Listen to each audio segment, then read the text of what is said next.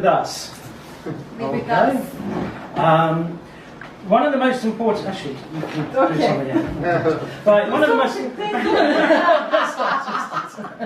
right, one of the most important things is the language. Obviously, if you cannot communicate, then they will feel isolated, and also you can't integrate with them if you can't communicate with them. So that, for us, was the priority. Now, how you do that, there's so many different ways. For the adults, you could have like evening classes. For the kids, you could have sort of special lessons to integrate them. But obviously, I say special lessons, you then have to integrate them with the rest of the schools and things like that. Right, then we said about social integration. Because obviously we want them to feel part of the community. Not that they set up communities of their own and you have a bit here and a bit there. So social integration we felt was very important. And again, you can start with the children, integrating them in games, in puzzles, with others within the schools and things like that. Does anyone else want to say anything about it?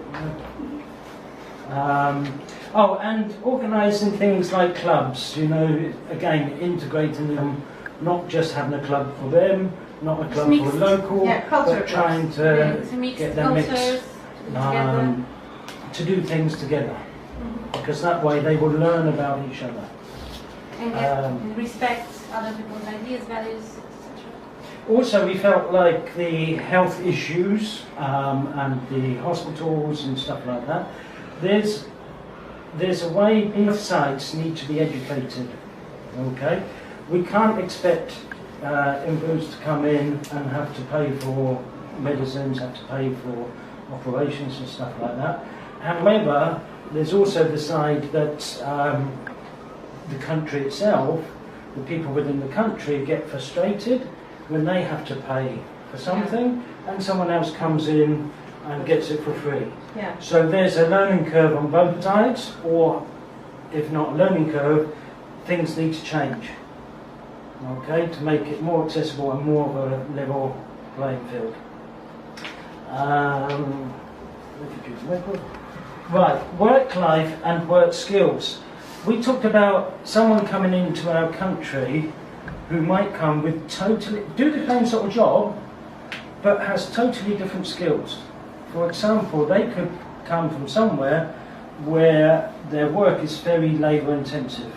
They use their hands and shovels and things like that. So to make a pavement, they would have like 6 people, all with spades, shoveling and mixing the water and stuff like that. When they come to another country, they might find it's all done with machines.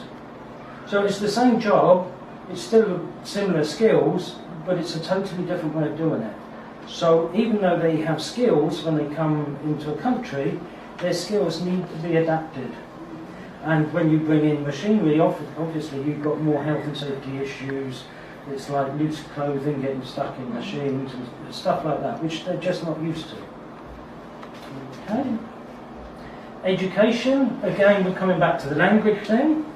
Education is very difficult because you've got to be able to communicate with them, but also they've got to mingle with people from the local area.